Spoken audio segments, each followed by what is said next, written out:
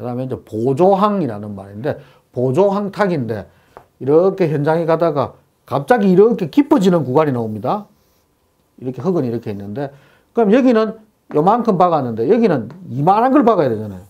이게 몇 개 안 되면 그냥 이렇게 박는데, 너무 많다. 그럼 어떻게 됩니까? 여기를 이렇게 완만하게 해가지고 장비가 내려가게 만들든지, 아니면은 말뚝 요만한 걸 보조 항타기를 여기다가 대가지고 이렇게 땅속에다 두드려 박든지, 그래서 이거 보조 항타기를 하든지 아니면 긴 걸 박든지 개수나 현장 여건에 따라서 결정해야 됩니다. 근데 보조 항타기로 시공하면은 두부가 좀 깨지는 경우가 많아요. 썩 좋지는 않습니다. 돈 아끼려고 하는 거기 때문에. 그 다음에 말뚝을 요즘 하면은 이제 말뚝 이염 공법이 이제 주로 테두리 용접이 많이 나오거든요. 그래서 용접 작업자 이제 기량 테스트를 주로 합니다. 그래서 용접 작업자가 용접을 얼마나 잘하는데, 사실 현장에서 가보면 추운 겨울날 이렇게 밖에서 하면은 용접 불량이 대부분입니다. 밖에서 바람이 부는데 그게 제대로 나오겠습니까? 그 뭐 막아도 그 일시적인 거라서 그게 가설은 잘 되지도 않아요. 그래서 밖에서 용접하는 경우는 좀 힘듭니다. 그래서 요즘에는 기성 제품인 탭으로 이렇게 조이는 방식이 어떻게 보면 좀 안전합니다. 그 다음에 아까 이야기한 전류치 확인, 그 다음에 리바운드 확인, 이제 그 되는데, 전류치 확인하는 게 참 좋은 방법입니다. 그게 계기판만 보면 나오거든요. 그 다음에 이제 그라우팅. 주로 이제 그 호스를 통해서 이제 집안에 넣는데, 그게 그라우팅액이 상부로 넘치면 거의 뭐 진흙탕이 됩니다, 현장이. 그 다음에 항타 장비 전도사고 방지. 하부는 항상 철판을 꽂아서 깔고 움직이고, 그 다음에 작업할 때는 아웃리그를 내리고 작업해야 되는데 잘 안 내립니다, 이것도. 그 다음에 이제 각종 시험, 동제화, 정제화 시험 있죠. 자, 그 다음에 부상토. 아까 땅 속에 있는 퍼낸 흙은 빨리 처리해야 된다는 이제 그런 개념입니다. 이걸 오래 놔두면은 작업에 지장이 엄청나게 생겨요. 그래서 빨리빨리 처리해야 돼요. 자, 그 다음에 두부 안정캡. 말뚝이 이만큼 대구경이다. 600 이상이다. 사람이 다리가 빠질 수도 있고, 경우에 따라서 강아지가 떨어질 수도 있어요. 그래서 이 위를 캡을 덮어야 돼요. 그래서 항상 말뚝 끝나면은 두부 캡 안정까지 이제 다 해가 항도 보강까지 끝나야 됩니다. 자, 그 다음에 이제 우리가 이제 뭐 기초 보강이나 폐기물 처리 대책, 그 다음에 용접기, 품질 시험, 뭐 이렇게 나옵니다. 다음은 시공 관리입니다. 사전 계획을 어떻게 하느냐. 설계 검토, 진입로, 장비 선정, 주변 여건, 이렇게 이제 시공 관리를 주로 이제 합니다. 그 다음에 운반 및 저장.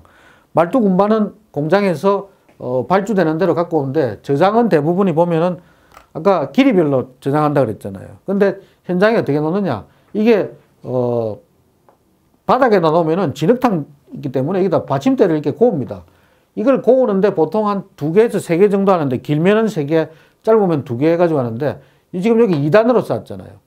말뚝은 현재 경험상 보면은 지름이 500 이하가 되면 2단으로 해도 좀 괜찮은데, 지름이 600이 넘으면은 허리까지 옵니다. 2단으로 쌓으면. 그럼 그게 붕괴되면 밑에 깔리면 사람이 엄청나게 위험해져요. 그래서 대구경인 말뚝은 1단으로만 쌓아야 돼요. 이제 그걸 많이 놓치시는데, 대구경도 무조건 2단 해버리면 이만큼 옵니다, 높이가.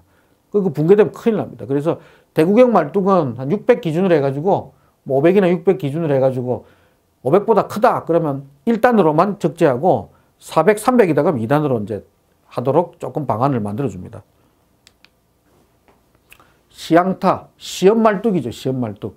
그 현장에서 얼마만큼 실제하고 똑같으냐. 이제 뭐 이렇게 아파트가 이렇게 있다. 그러면은 뭐 여기 하나 받고 여기 하나 받고 뭐 이런 식으로 해가 많이 박으면 많이 박을수록 좋습니다, 이거는. 근데 이제 뭐 박다가 판단하고 하니까 여기 박아보니까 15m 들어가더라. 그럼 이 일대는 다 15m 갖고 와 시공하는 거예요. 여기 7m 들어가더라. 그럼 7m까지 갖고 와가지고 시공하는 거. 이제 길이 알려고 하는 겁니다. 땅에 또 얼만큼 잘 들어가느냐. 그래서 실제하고 똑같이 해야 돼요. 실제와 동일한 조건. 그 다음에 쉬었다 하면 안 돼요. 말뚝은 쉬었다가 박으면 안 들어갑니다. 안밀 때문에. 그래서 중단 없이 연속으로 박아야 돼요. 자, 그래서 뭐 1500제곱미터에 2번, 3000에 3번 하는데 그건 없습니다. 요즘에 시방서 보면 대부분이 아파트 동이 있으면 동제야 2번, 정제야 1번 뭐 그런 식으로 주로 나옵니다. 아까 장비는 수직도 항상 철판 위를 다녀야 된다 그랬잖아요. 이게 안 되면 전도 사고가 일어나면은 크게 이제 걷잡을 수 없이 대형 사고가 납니다.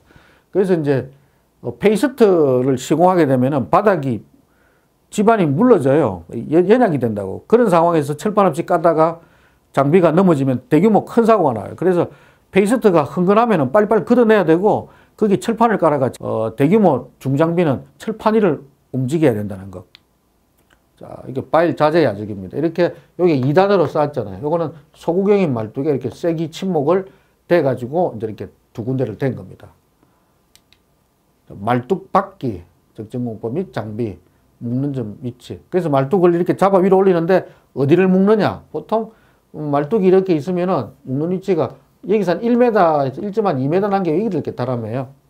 그래야 거의 수직에 가까워서 이게 수직에 가깝게 이렇게 구덩이에 쏙 내려가니까. 이 정도를 잡아요. 바퀴 순서는 중앙에서 주변 방향으로 이렇게 나가야 된다는 거. 왜 그러냐? 양쪽에서 박아오면은 이게 단단해져 가지고 말뚝이 안 들어갑니다. 그래서 가운데에서부터 밖으로 나가야 돼요. 아까 토공사할 때 벌깅 현상의 반대죠. 벌깅은 앞미를 높이기 위해서 양 가장자리에서 안으로 왔는데 말뚝은 안에서부터 밖으로 나가야 돼요. 근데 이렇게 해야 되는데 이렇게 하면 장비 동선이 안 좋아. 그래서 말뚝은 여기서 이렇게 나가야 되는데 여기서 밖으로 나가야 되는데 이게 안 되니까 어떻게 합니까? 이렇게 박으면서 오는 거예요. 이게 빠져나오죠. 현장은 이렇게 합니다. 원래 이렇게 해야 돼요. 파일 항심. 항심 위치가 틀어지면 기초도 문제가 생기고 기초 보강해야 돼요. 그래서 정확한 위치에 꽂아야 됩니다. 그래서 광팍이나 레이저 측정기로 가지고 이렇게 체크해 가지고 여기다가 스프레이로 체크하고 여기다가 케이싱 놓고 이제 수직도 맞춰서 구덩이를 파기 시작합니다. 자, 그래서 천공 장비가 들어오면은 이거 수직도 맞는지 옆에서 체크해야 되고요. 그 다음에 파낸 배토된 흙은 바로 가져가야 되고 최종 경타 5회에서 10회 하는지 이제 확인해야 됩니다. 그리고 이제 끝나면은 여기다가 페이스텍 주입하죠. 부마 찰력은 아까 설명을 드렸습니다. 자, 다음은 말뚝 이음에 대해서 설명을 드리겠습니다. 말뚝은 우리가 장부식, 충전식, 볼트식, 용접식 이렇게 하는데 충전식은 거의 쓰지를 않습니다. 주로 현장에서는 용접이음, 볼트이음을 가지고 주로 씁니다. 이 장부도 요즘에는 주로 쓰지 않고요. 주로 이 볼트식과 용접식에서 이제 시험이 좀 많이 나옵니다.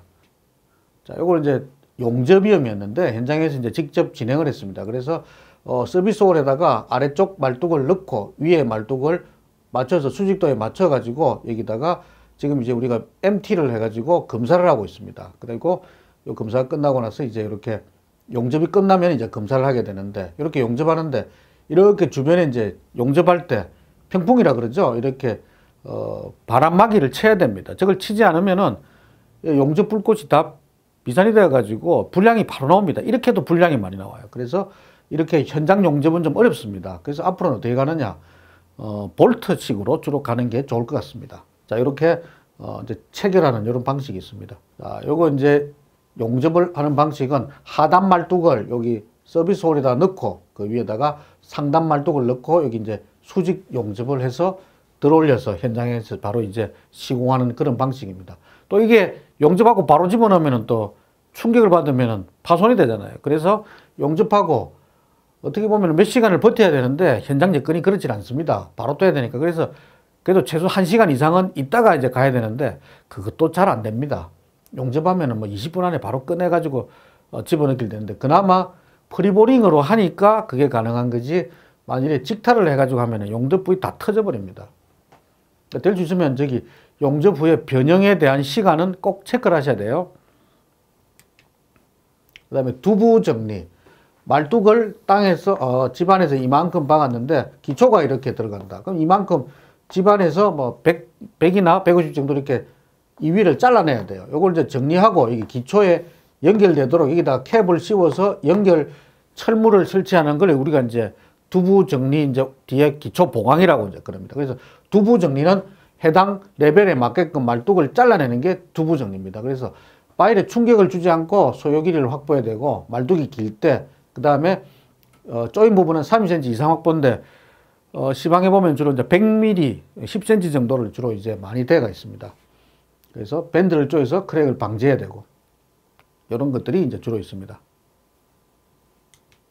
자, 이렇게 카팅 표시하고 여기다가 카팅을 돌려서 안에 강선이 있으면 강선 살리는 게 좋은데 강선 살리기가 힘듭니다. 그래서 파일 원커팅 공법 요걸 갖다가 집어넣어 가지고 강선 대신에 이 철근을 이제 강선으로 이제 활용을 해서 하는 게 신기술로 이제 나왔습니다. 그래서 현장에서는 한 방에 절단 다 하고 이거 파일 원커팅 공법으로 이제 주로 시공을 합니다. 자, 그 다음에 지지력 판정입니다. 지지력은 정력학적 방식과 동력학식, 그 다음에 재하시험, 그 다음에 이제 기타 방식이 있는데 정력학하고 동력학하고 이거는 타자의 메이오프, 이거는 샌드의 공식, 이렇게 엔지니어링 뉴스에 있는 방식을 합니다. 그래서 재하시험은 동재하, 정재하, 현장에서 이걸 주로 많이 하죠. 그래서 동재하 시험을 제일 많이 합니다. 정재하는 동재하 한 5번 하면 한 번 정도 할 그런 이제 개념이죠. 자, 파일 동재하 시험, 토공사 시간에도 잠시 보여줬는데, 여기 이제 PDA 기기입니다. 파일 다이나믹 아날리시스. 여기다 게이지를 부착해서 항타하면은 여기에, 결과가 이게 데이터 나옵니다. 그러면 이제 파일에다 대고 때리면 이 결과 나오면 이게 뜨거든요. 그러면은 여기서, 우리가 RMX 값을 가지고 그걸 나누기 2.5 하면은 현장 설계 계획치하고 비교해가지고 잘 나오면은 합격, 계획치보다 못하면 불합격. 그럼 또 보강 방법을 택해야 됩니다. 이제 말뚝에 해머를 줄인다든가, 뭐 길이를 놀린 항타고를 조정하거나 말뚝 해머를 조정하거나 해가지고 이제 박는 방식을 결정하기도 합니다. 자, 그 다음에 이거는 이제 정재하.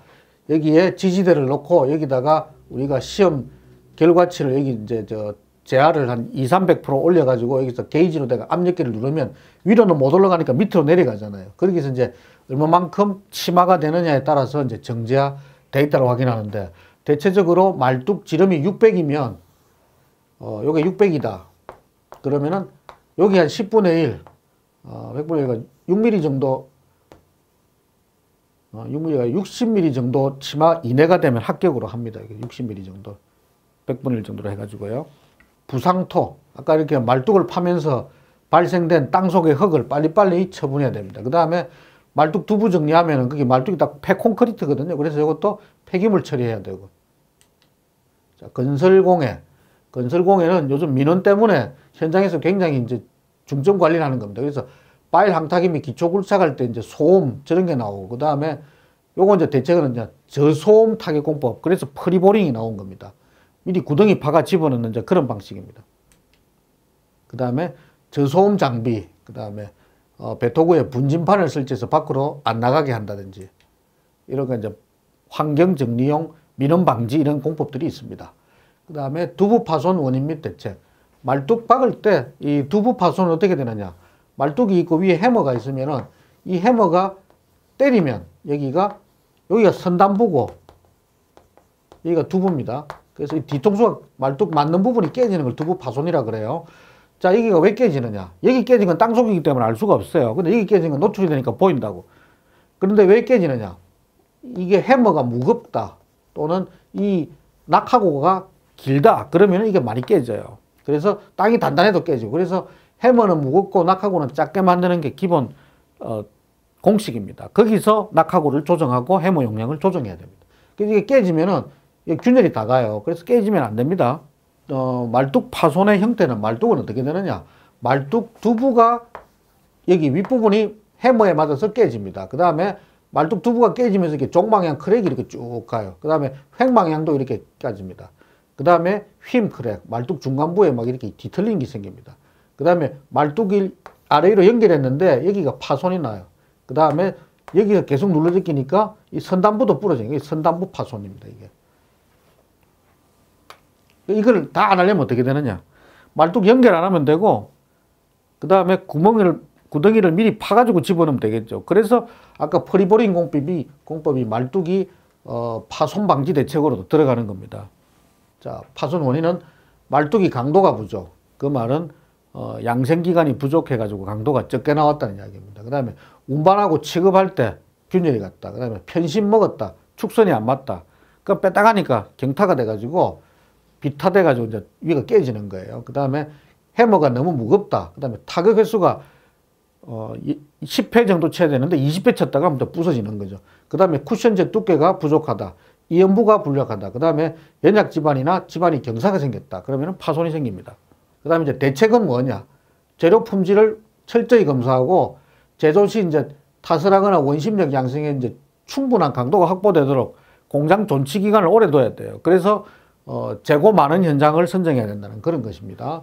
그래서 충격이나 손상 주지 말고 2단 이하 종류별로 나누어 보관, 파일의 연직도를 체크, 그 다음에 리드하고 파일의 중심선을 항상 일치시켜야 됩니다. 이 리드기는 말뚝 항타기 본체입니다. 이 본체가 뺐다가면 말뚝이 뺐다가게 박혀요. 그래서 중심선을 맞추는 겁니다. 자, 그 다음에 대용량의 해머, 무거운 망치는 파손이 되므로 너무 무거운 해머를 쓰지 마라. 그 다음에 타격력을 조정할 수 있는 해머를 사용해라. 이런 내용들이 대책으로 이제 주로 들어갑니다. 그 다음에 시공 장비의 작업 방법 선정. 요게 위에 이제 쿠션제 요 사이에 집어넣는 거고요. 그 다음에 파일머리 보호객은 어떠냐. 쿠션제 뭐 2개를 넣겠다. 뭐 4개를 넣겠다. 이렇게 집어넣으면은 이 나무가 파손이 되면서 두부가 손상이 아주 덜 갑니다. 그래서 할 때마다 계속 교체해 줘야 돼요.